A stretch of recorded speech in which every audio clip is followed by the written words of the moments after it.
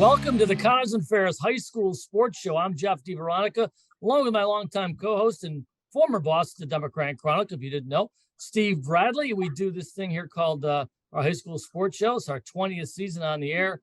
And Steve, welcome. We have a great set of guests here from Churchville-Chili girls soccer. As we record this, the Saints are 4-1. They're coming off 4 straight wins. They dropped their opener, I believe, to Thomas. And then they come back and won 4 straight, including a news-making victory over the Spencerport Rangers that ended Spencerport's long win streak of over 3 years and 40 matches. So we'll welcome on first. We'll introduce the head coach in her second year as the head coach of the Saints for a long time in the program, Brooke Elnicky. Hi, Brooke. Hi, Jeff. Wearing your orange, thankfully. And of course. All the great gear down below. We've got Olivia Hogan. Raise your hand, Olivia. Amelia Breton, the speedy forward midfielder. And then our Bob Johnson athlete of the week for last week for the great play she's had, Amelia McCane. She had 16 saves against Spencerport in that game, a 3-2 win. We'll take you through that. But Steve, you know, Spencerport has been the standard here for a long time in Class A, and they got it done. It's great to see a team make a statement early in the season. 5 games in is about the quarter pole, gives you a sample size of, you know, who you might be and where you might be going. So that definitely was a game that got everybody's attention. Coach, what went well for you that night for you and the girls? You know, as with any game, we came up with a game plan. And I think in this particular game, we had everybody actually able to follow that game plan, work hard. And honestly, I think the difference for us this time around was a group of players that had the confidence in themselves. This thing went a little back and forth, ladies. Let's talk about that because this game was on September 8th and they won. I'm sorry, you went ahead first. Amelia Breton, you scored first to put your team up just 7 minutes in to go, whoa, we got Spencerport down. And then just a minute later, right, Liana Tata scores to tie it up. I guess what was the swing of emotion, Amelia, with the team that, I mean, you went ahead and then you allowed the tie and goal. What did you girls do to reset after that? Because I'm sure there's been a few games over the years where Spencerport's done that and then zoomed away. Amelia, what'd you guys do to reset? Well, we knew that they'd always be, the energy would come after like we scored their first goal. We knew that they'd come back harder. So we knew that if that happened, we'd have to just come back harder and keep our energy up. And we knew it'd be a challenge either way. And when they got that tying goal, we just had to bump it up. You go to halftime. Go ahead, Steve. They're tied at halftime at 1, and then they fall behind. Emily, you're in goal, so you've got the whole field in front of you. You can see everything. What was your view of how your team was playing in front of you and supporting you and giving you guys that chance to win that game? I think it was really important defensively to make sure our connection was great. We all had to make sure we were marking their players. It felt sometimes they were everywhere, but just talking to each other and making sure we were all aware of who was around us. And it was just really important to just get our passing along to make sure to get it up the field the right way and not just kicking it out and letting them get it back right at us. Olivia, you're listed as a defender and midfielder. Are you in the back? Or are you defensive mid? Where do you play? These past couple games I've been playing center mid the majority of the game. Okay, moved up. Okay. Were there players on Spencerport that you already have scouted that you know who you need to slow down and keep an eye on? Yeah, for sure. We've been playing against Spencerport for plenty of years, so we've grown up with these players. We definitely knew who to be looking out for, but as a team, we worked together and we didn't let them get many opportunities.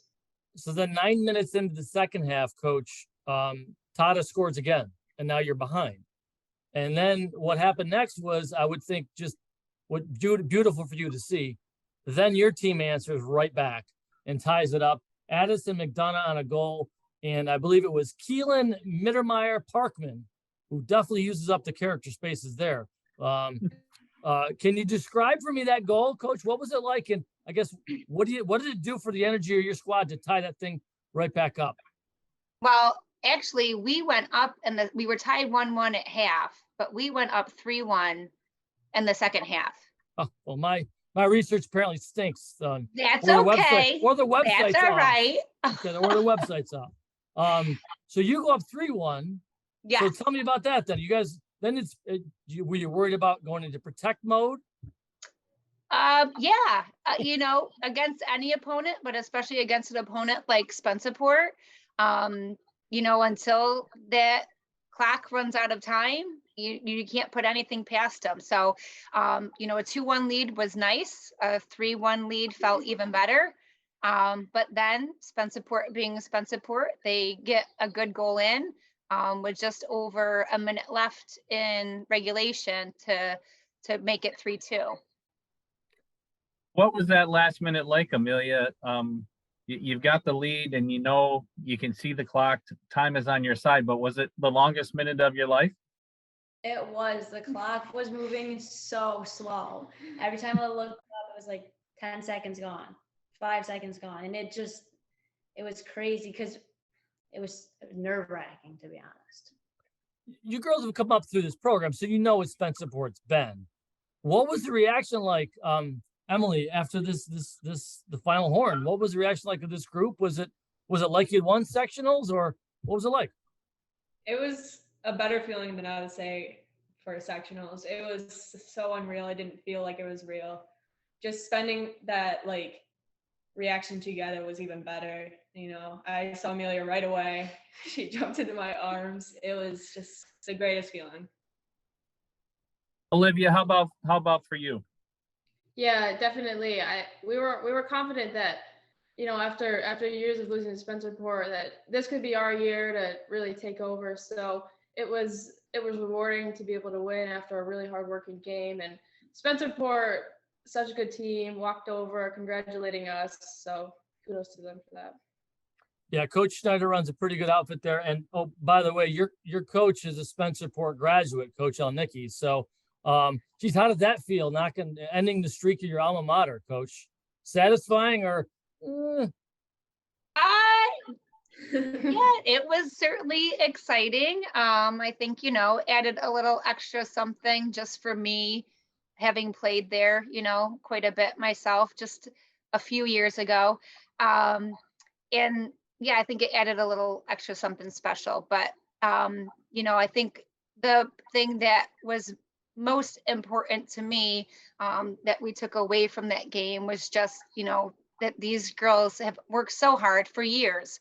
And it just, they're finally coming together as a group. And it was great that it happened to be where I used to play. Sports are about moments, right, Steve Bradley? Great moments that you girls are going to remember for the rest of your life. And no matter what happens from here on out, you have that to hold on to. It's a great memory. Let's take a quick break, come back. We'll talk a little more about last year and this year and what the future holds for this group, and maybe a little about your personal journey through this program, ladies. You're watching the Connors and Ferris High School Sports Show on Rock Sports Now.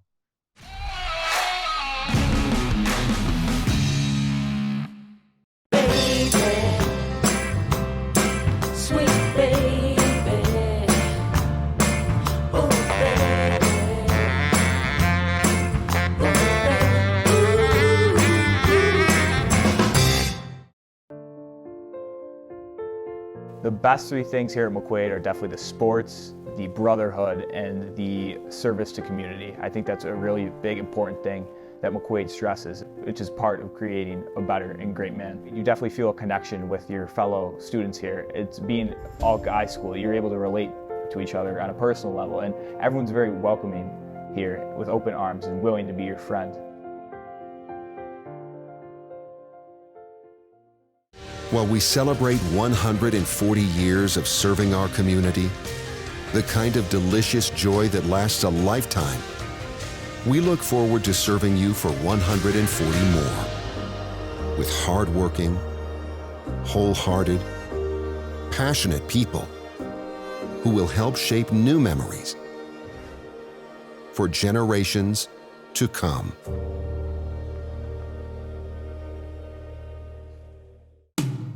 In doing the work you do, if you're hurt, we'll help you through. Don't be fooled. Video hearings are as critical as appearing in person. Make sure your rights are protected. Your employer has trained specialists on their side. And the judges work for New York State. The only person on your side is the attorney at your side. Connors and Ferris, your workers' comp attorneys. Local McDonald's operators care about our local schools, teams, and student athletes. That's why they support the return of high school athletics in the Rochester area and around the state. See you before or after the big game at McDonald's. Welcome back, Section 5. Game on! Why do you exercise? To look better? To feel better? To drop a few pounds? To train for an event? To defy age? Or to keep your ability to say yes to the things you love to do? Whatever motivates you, G&G Fitness Equipment is here to get you there. Treadmills, ellipticals, rowers, bikes, home gyms, and accessories. We'll pair you with the right equipment, teach you how to use it, and be there every step of your fitness journey. G&G Fitness. Your goal is our goal.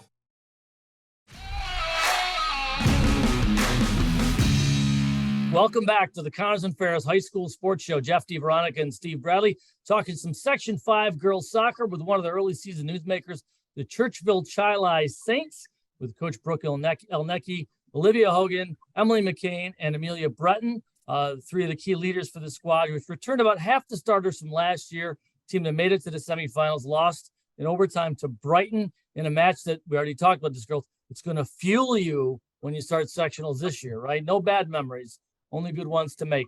But before we talk about your journey, ladies, I want to talk about your coach's lineage. We mentioned she played at Spencerport, a tradition-rich program, but I know she married a soccer player, Chris Elnicky, who played for Gates Chili, which back in the day was a fantastic program.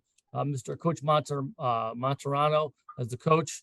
Mr. Hickey, I think, coaching that program too. But also your sister-in-law, Brooke, Sarah Elnicky. If I did a Mount Rushmore of players I covered in 20 years covering Section 5 girls soccer, she'd be on it. Her sister-in-law, ladies, played on a 3-time state champion, 3 in a row for Aquinas. She was the sweeper and a rock in the back, Sarah Elnicky, and it was just terrific. I guess, was it predestined you were going to marry into a soccer family, Brooke? You know what? It's worked out well so far.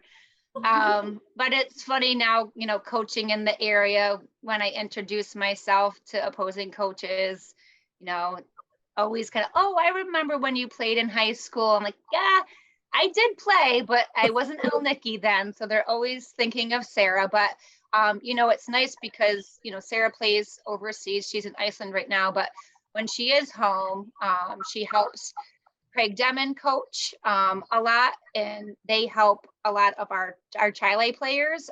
So a lot of these girls, you know her as well. And I think she's an awesome role model for any of these, you know, female athletes. All right, Sarah's probably going to see this. Sarah's got to be about 38 years old or so, is my guess. You know what? She might be hitting the big 4-0 actually. Yeah, that's pretty good to be a pro, to be an athlete at that age. All right, good for Sarah. She's going to hate this. One of her other teammates, Jenica Schmidt, works out my wife's gym. So I still have memories of Aquinas when I live my life here. All right, Steve Bradley, take us to these young ladies and what their careers have been like. I wanted to start with one more question about Spencerport, if I could, though.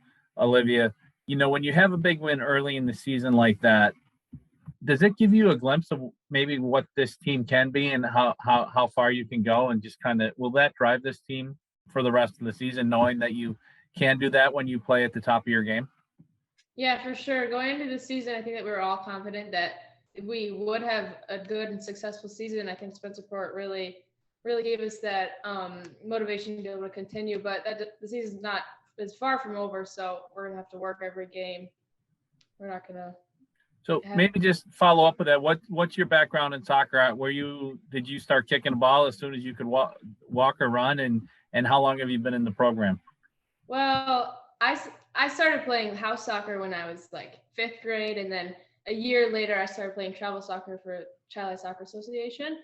I played JV soccer 9th grade. Last year, my sophomore year, I got pulled up to varsity.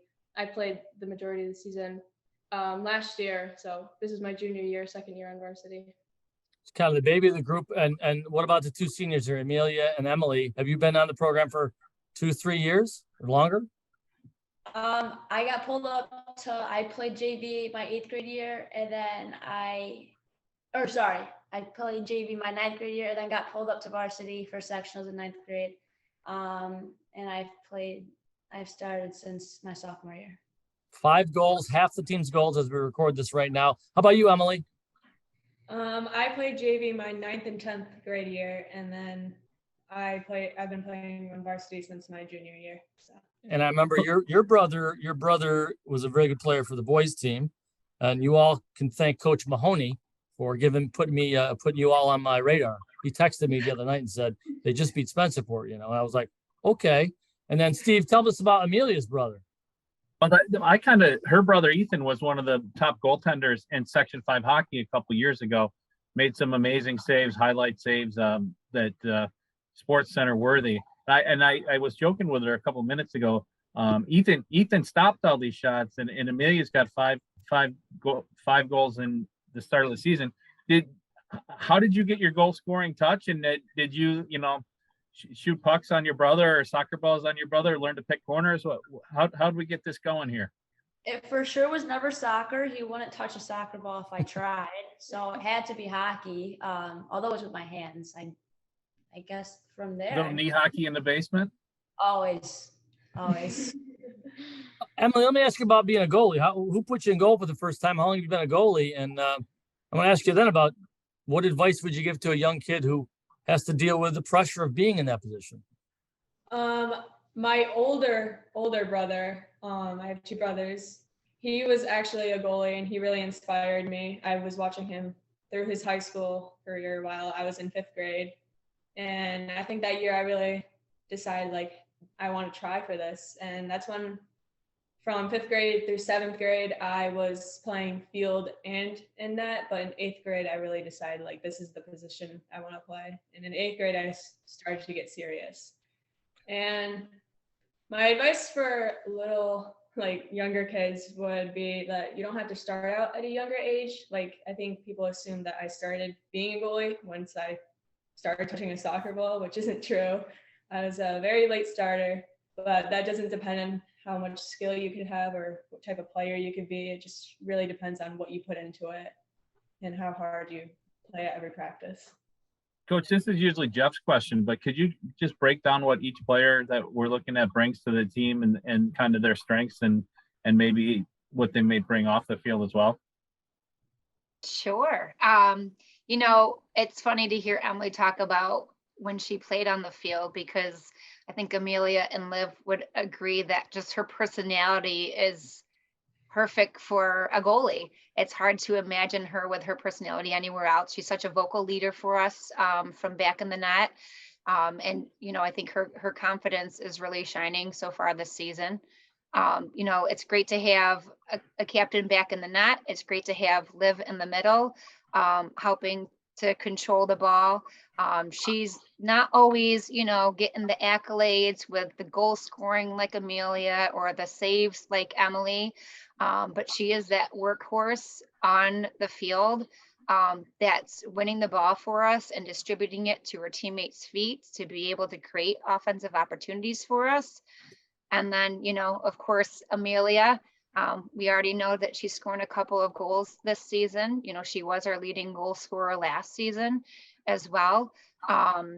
But it's nice to kind of, it wasn't chosen this way. They were chosen as captains by their teammates, but it's nice to kind of have them all down the middle of the field, especially for, tense situations during games like that last minute of that Spencerport game when we're trying to hold it together to hold on to that win. So Emily, good running backs and quarterbacks always talk about their offensive linemen. Good goalies should mention in interviews who were some of those people in front of them on defense. You have 3 shutouts in the last 4 matches. Who are some of those girls in front that you want to give a little love to here on our interview to make sure they get a little mention on the show here? On our team? Yeah. Okay. Yeah.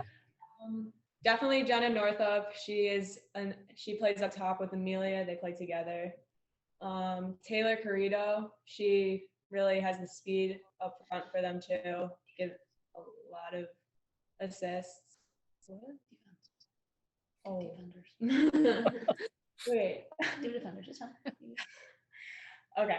Hannah Hodeling is my center back. She is one of the best center backs I've played with in a long time. Her footwork is great. She's great at stopping 1v1s. And outside backs, Emma Klug. She is also great at stopping those outside wingers from getting through.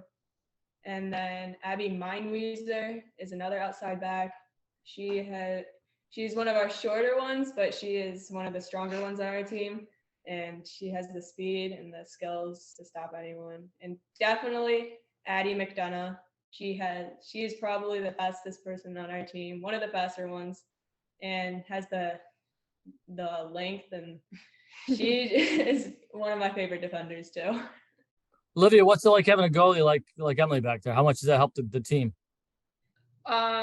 It's awesome. It's so comforting knowing that Emily is back there. I used to play center back with her up until this year, and her and I have worked so closely together, and our chemistry is so good playing with her for so long. I love having her behind me. Yeah, not to give anything away to your opponents, but is there a go-to move, or is there something that you like to finish in front? I mean, 5 goals in early in the season. So what's working for you? Ooh, Spin move. How about a spin move? Nice. I like the spin move. Yeah. Yeah, I love the through the legs. If their legs are open, I try to go there. He likes the nutmeg, Steve. All right. Well, listen, we know it's a long season. It's a long way to go, but we want to have you on. We know you, I mean, and again, kudos to Spencerport. Coach Schneider is a classy program. Bound to happen. Probably there might be a part of him that probably is glad that the streak's over with. And they can just focus on soccer. And I'm sure you're going to see them again. So no more bulletin board video material for the Rangers. Coach Elnicky, thanks for setting this up for us. We do appreciate it. And ladies, thanks for being on our show. Thank you. Thanks for having us. Steve Bradley, Section 5 girls soccer is where it's at. And Churchville-Chili really made it happen here early in the season. We'll see how it goes from here on out. For Steve Bradley, our producer, Joe Brott, and the Churchville-Chili Saints, I'm Jeff DiVeronica. Have yourself a great rest of the day whenever you are watching this right here on YouTube on Rock Sports Now.